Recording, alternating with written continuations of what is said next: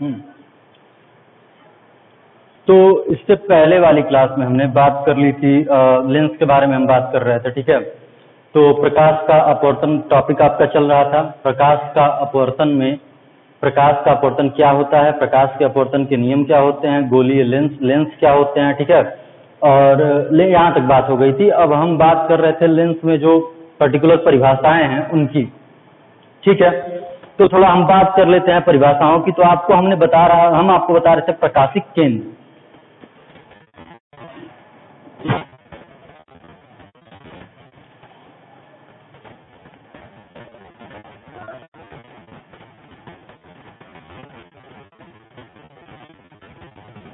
ये क्या होता है प्रकाशिक केंद्र? तो मैंने बताया था कि प्रकाशिक केंद्र वह मुख्य अक्ष पर स्थित वह बिंदु होता है जिससे गुजरने वाली किरणें अपने मार्ग में बिना विचलित हुए सीधे निकल जाती हैं।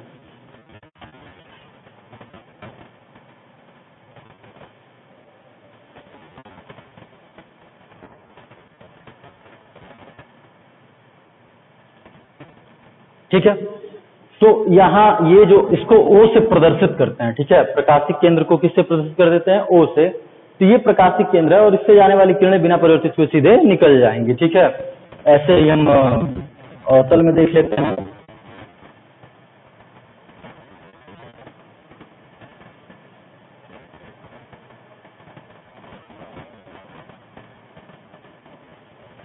ये हो गया। तो प्रकाशिक केंद्र में फिर से बोल दे रहा हूं कि मुख्य अक्ष पर स्थित वह बिंदु जिससे जाने वाली किरणें बिना अपने मार्ग में परिवर्तित हुए सीधे निकल जाती हैं, प्रकाशिक केंद्र कहलाता है, ठीक है। देखिए, प्रकाशिक केंद्र लेंस में भी हो सकता है, लेंस से बाहर भी हो सकता है, ठीक है। मैंने आपको एक दिन लेंस के रूप बताए थे। इसे अगर रियल में कहा जाए तो द्विउत्तल है और ये द्विअवतल है, ठीक है। लेकिन सामान्यतः हम इसे अवतल और उत्तल कहेंगे। तो अवतल और उत्तल लेंस में वो प्रकाशिक बिंदु लेंस में स्थित होता है। क्या स्थित होता है? लेंस में। लेकिन आप जब समतल उत्तल या फिर उत्तल अवतल की बात करेंगे तो वहां पर प्रकाशिक केंद्र या तो लेंस के पर स्थित होता है या लेंस के बाहर भी स्थित हो सकता है, ठीक ना। तो फिलहाल लेकिन वो आगे की चीजें हैं। हम यही जानेंगे कि प्रकाशिक केंद्र लेंस में उपस्थित होता है और उससे जाने वाली प्रकाश की किरणें बिना मार्ग परिवर्तन सीधे निकल जाती हैं, ठीक है। अच्छा, एक बात और जान लीजिए, ये जो हम लेंस पढ़ रहे हैं इन्हें पतला लेंस कहा जाता है। ये दोनों कौन से लेंस है? पतले लेंस, ठीक है। पतले लेंस का मतलब इनका जो द्वारक मतलब कि जो इनका पृष्ठ है, जिस पृष्ठ से अपवर्तन संबंधी घटना हो रही है, वह वक्रता त्रिज्या के सापेक्ष बहुत छोटा है, ठीक है। मतलब ये लेंस अत्यंत ही पतला है, ऐसे समझिए, ठीक है। और एक बात और, पतले का ये मतलब हो गया कि इनका जो द्वारक है वो वक्रता त्रिज्या के तुलना में बहुत ही छोटा है। तो इन लेंसों को हम पतला लेंस कहते हैं। और भी बात, इन दोनों के गोलीय पृष्ठ एक बराबर हैं, ठीक है ना। एक बराबर का मतलब जितना वक्रता केंद्र इसका है उतना ही वक्रता केंद्र इसका है। इसमें भी वही बात है, ठीक है। तो हम यहाँ पर एकदम पतले लेंस की बात कर रहे हैं, ठीक है। और यहाँ द्विउत्तल की हम बात कर रहे हैं। बस हमें सामान्यतः उत्तल लेंस ही पढ़ना है, अर्थात द्विउत्तल लेंस ही पढ़ना है, हमें कुछ और नहीं पढ़ना। बाकी जो और 4 लेंस हैं वो हमें नहीं पढ़ने, ठीक है।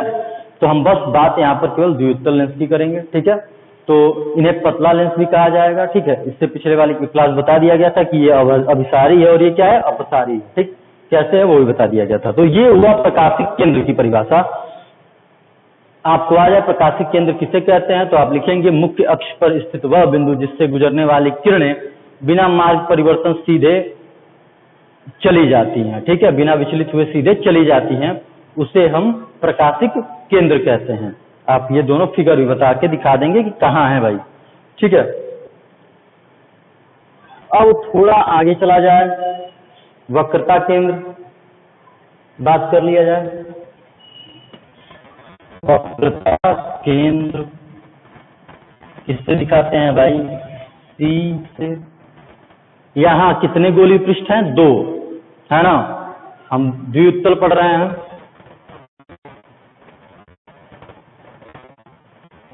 कितने गोलीय पृष्ठ हैं? 2। तो कितने वक्रता केंद्र होंगे? 2।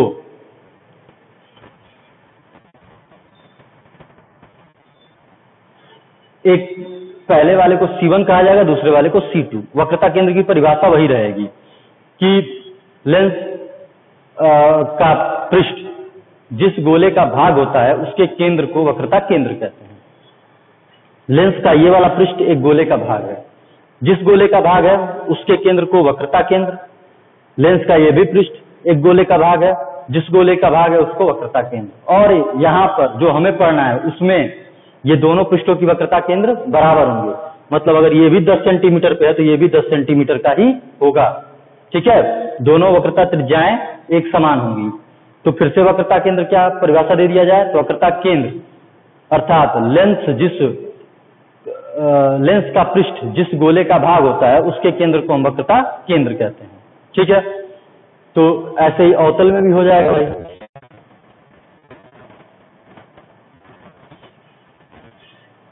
ये C1 हो गया, ये C2 हो गया। ठीक है भाई, ये भी दो गोलीय पृष्ठ बनाए, एक ये है तो इसका वक्रता केंद्र इधर, एक ये है इसका वक्रता केंद्र इधर, ये भी एक गोले का भाग होगा, इसका वक्रता केंद्र इधर।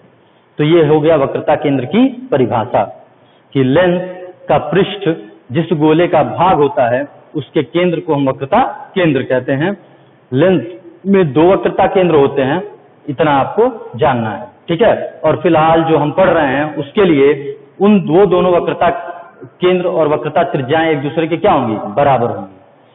वक्रता त्रिज्या भी आप जान चुके होंगे, पढ़े ही हैं कि लेंस का पृष्ठ जिस गोले का भाग है उसके त्रिज्या को वक्रता त्रिज्या कहेंगे। ठीक है, तो ये दूरी वक्रता त्रिज्या हो जाएगी, ये दूरी वक्रता त्रिज्या हो जाएगी।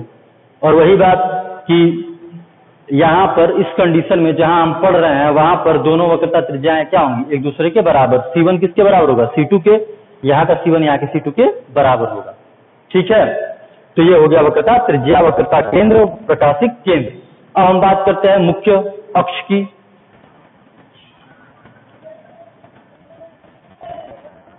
मुख्य अक्ष क्या होता है? हमने दर्पण में भी बात किया था मुख्य अक्ष की, हम यहाँ पर भी बात करेंगे मुख्य अक्ष की। मुख्य अक्ष होता क्या है? Principal axis. ठीक है, तो दोनों वक्रता केंद्रों को जोड़ने वाली रेखा मुख्य अक्ष कहलाती है। ये 2 वक्रता केंद्र, दोनों वक्रता केंद्रों को जोड़ने वाली रेखा मुख्य अक्ष कहलाती है। दोनों वक्रता केंद्र, दोनों वक्रता केंद्र को जोड़ने वाली रेखा मुख्य अक्ष कहलाती है। ठीक है, ये लेंस की परिभाषा है। दर्पण में थोड़ी सी अलग परिभाषा थी। हमने दर्पण में क्या परिभाषा दिया था कि पोल और सेंटर ऑफ कर्वेचर, मतलब वक्रता केंद्र को जोड़ने वाली रेखा। लेकिन यहाँ पर हम दोनों वक्रता केंद्र को जोड़ने वाली रेखा कहेंगे क्योंकि यहाँ पर पोल नहीं है। बात समझ में आई? ठीक है, मुख्य अक्ष हो गया, वक्रता केंद्र हो गया, वक्रता त्रिज्या हो गई, प्रकाशिक केंद्र हो गया, इनकी परिभाषा हमने कर ली। ठीक है, अब हम बात कर लेते हैं सबसे इंपॉर्टेंट जो परिभाषा आती है फोकस की।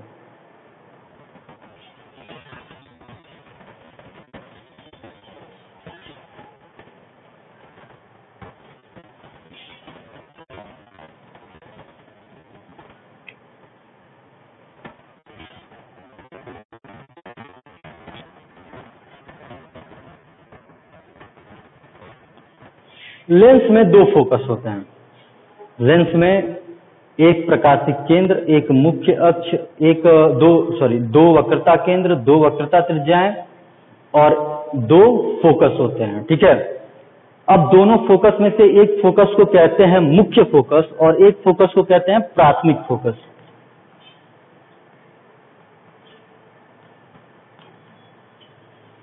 ठीक है, लेंस में कितने फोकस होते हैं? 2 में से एक को कहते हैं मुख्य फोकस और एक को कहते हैं प्राथमिक फोकस, प्राइमरी फोकस। और इस मुख्य फोकस को द्वितीयक फोकस भी कहते हैं।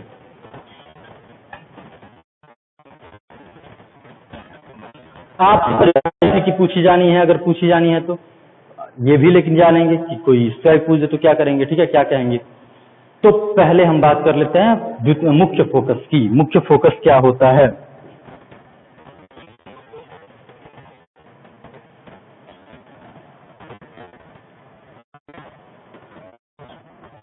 हमने जब दर्पण पढ़ा था तो वहां पर फोकस जानने के लिए क्या किया था? मुख्य अक्ष के समांतर एक प्रकाश किरण भेजी थी। यहां पर वही करेंगे, मुख्य अक्ष के समांतर एक प्रकाश किरण भेजेंगे। आपको पता है कि यह अभिसारी लेंस है, किरण को मोड़ेगा, तो किरण यहाँ पर मुख्य अक्ष को काट रही है, यही बिंदु फोकस होगा।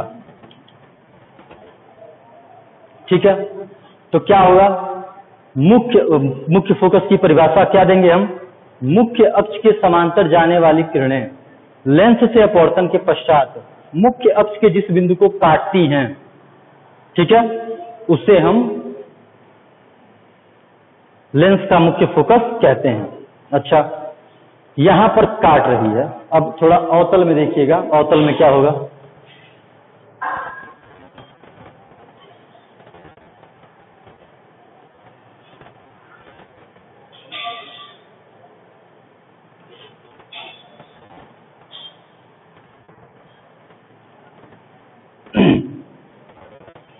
तो उत्तल लेंस अभिसारी था, तो जो मुख्य अक्ष के समांतर किरण जा रही है उसको उसने क्या किया, मोड़ दिया, और मोड़ने के पश्चात इसने क्या किया, मुख्य अक्ष को जिस बिंदु पर काटा हमने कहा वो फोकस है। लेकिन अवतल जो लेंस होता है वो तो अपसारी होता है, वो किरणों को क्या करता है, फैला देता है, ये इसने फैला दिया भाई। अब ये कहाँ काटेगा भाई, तो अब ये काट तो नहीं पाएगा, लेकिन काटता हुआ प्रतीत होगा। ये काटेगा नहीं, लेकिन क्या होगा, काटता हुआ प्रतीत होगा।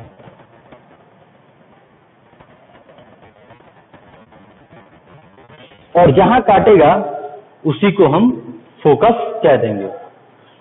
अब दोनों, यहां तो काटता हुआ प्रतीत हो रहा है, यहाँ वास्तविक रूप में काट रहा है, तो दोनों परिभाषाओं को अगर सम्मिलित रूप से लिखना हो तो क्या कहेंगे हम, तो दोनों परिभाषाओं को अगर सम्मिलित रूप में लिखना है दोनों लेंसों की, तो हम कहेंगे कि मुख्य अक्ष के समांतर जाने वाली किरणें लेंस से अपवर्तन के पश्चात मुख्य अक्ष को जिस बिंदु पर काटती हैं अथवा काटती हुई प्रतीत होती हैं, उसे लेंस का मुख्य फोकस कहते हैं।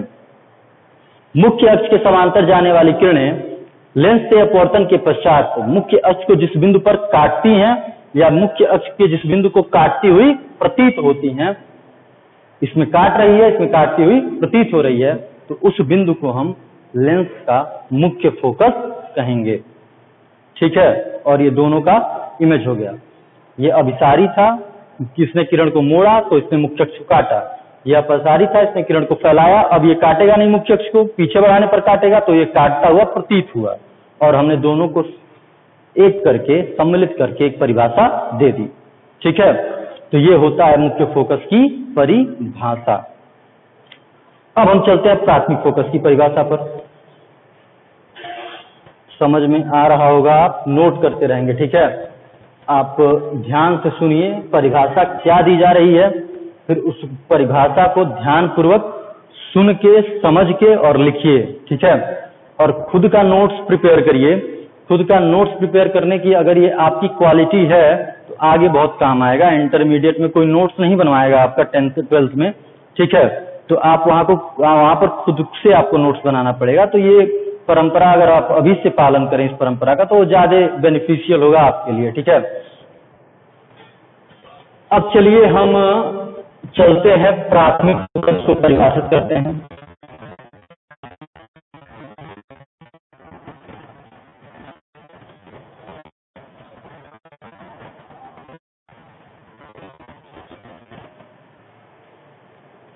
आपने मुख्य फोकस की परिभाषा, समांतर किरण आती है तो काट देती है, मोड़ने पर चाहे काटती हुई प्रतीत होती है।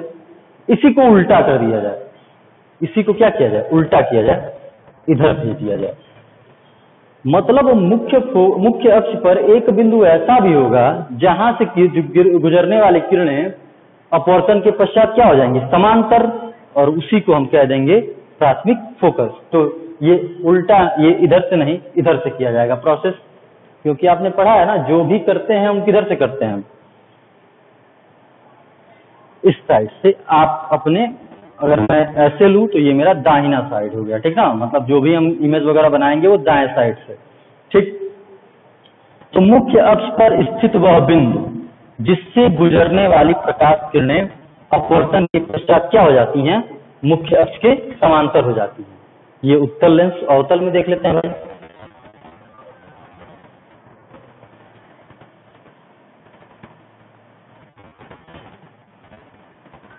अवतल में क्या किया था हमने, थोड़ा देखते हैं, मुख्य फोकस वाला। तो ये जहां काट रहा था वो मुख्य फोकस था, ठीक है। अगर इसको रिवर्स करेंगे तो जो किरण दूर से आएगी, फोकस पर आती हुई प्रतीत होगी, वो समांतर हो जाएगी, ठीक ना। तो अगर इसका इमेज बनाना है तो कुछ ऐसा बनेगा,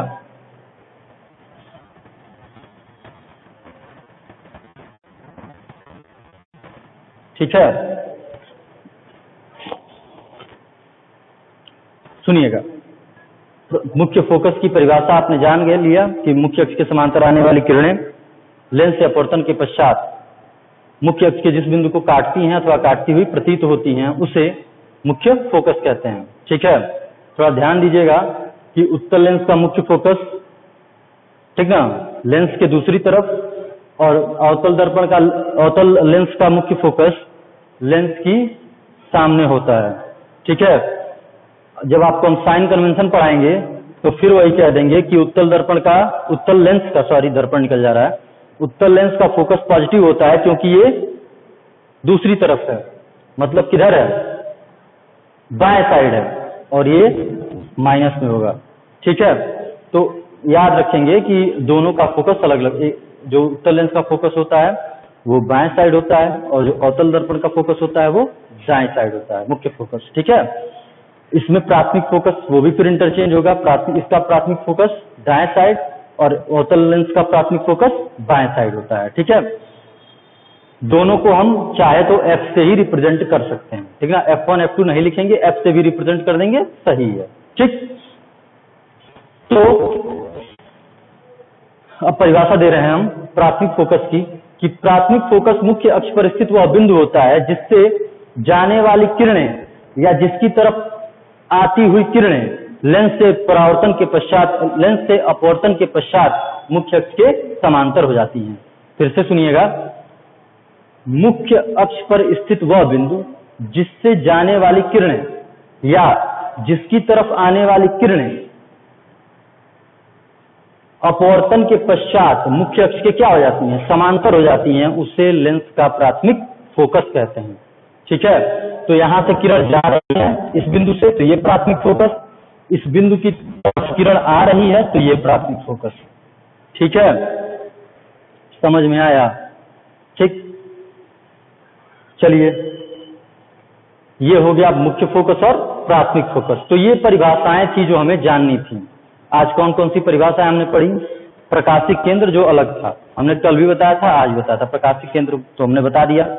वक्रता केंद्र वही परिभाषा जो हमने दर्पण में पढ़ा था। मुख्य अक्ष थोड़ा सा चेंज हुआ, वो भी हमने पढ़ा था, और वक्रता त्रिज्या भी हमने पढ़ा था।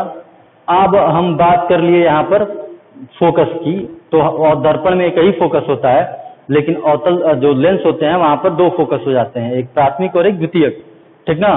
तो द्वितीयक जो होता है वो मुख्य होता है, ठीक ना। द्वितीयक फोकस ही क्या होता है, हमारा मुख्य फोकस होता है। प्राथमिक वह बिंदु होता है जिससे जाने वाली या जिसकी तरफ आने वाली किरणें मुख्य अक्ष के समांतर हो जाती हैं, और मुख्य अक्ष के समांतर जाने वाली किरणें लेंस के मुख्य अक्ष के जिस बिंदु को काटती हैं अथवा काटती हुई प्रतीत होती हैं, वो हमारा मुख्य फोकस होता है, ठीक है।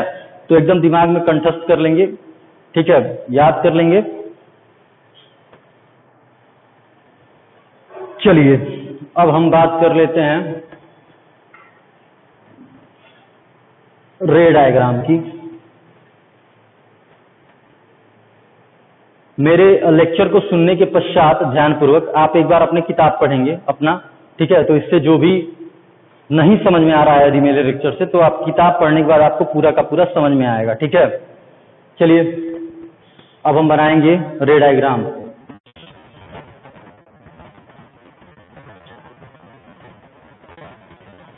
और रे डायग्राम बनाने से पहले हम, जैसे हमने दर्पण में पढ़ाया था आपको कि कौन कौन सी किरण लेनी है, वहां यहाँ पर भी बता देते हैं कि कौन कौन सी किरण लेनी है। तो वहां पर हमने 4 प्रकार की किरणें बताई थी, यहाँ पर हम 3 प्रकार की किरणें बता रहे हैं, और तीनों की परिभाषा अभी हमने कुछ समय पहले पढ़ी है। पहला किरण लेंगे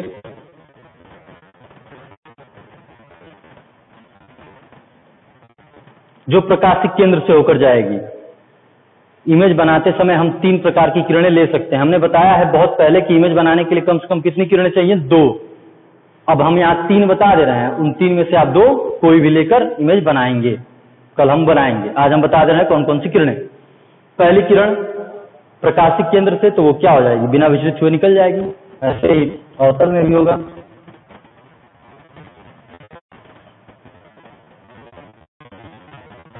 ठीक है, बिना विचलित हुए सीधे निकल जाएंगी। दूसरा आप फोकस का ले सकते हैं, जो अभी हमने परिभाषा में पढ़ाया। अभी हमने जो मुख्य फोकस के परिभाषा में पढ़ाया, दूसरा ये ले सकते हैं। ठीक है, पहली किरण कौन सी ले सकते हैं, जो प्रकाशिक केंद्र से जाए तो वो बिना विचलित हुए निकलेगी। दूसरी किरण कौन ले सकते हैं आप, जो मुख्य अक्ष के समांतर जाए तो वो फोकस से जाएगी, इसमें जाती हुई प्रतीत होगी।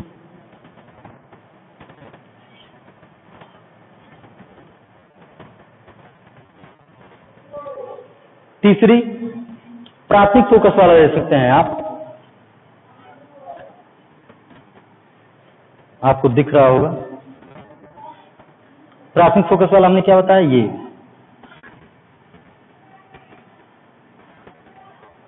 ठीक है।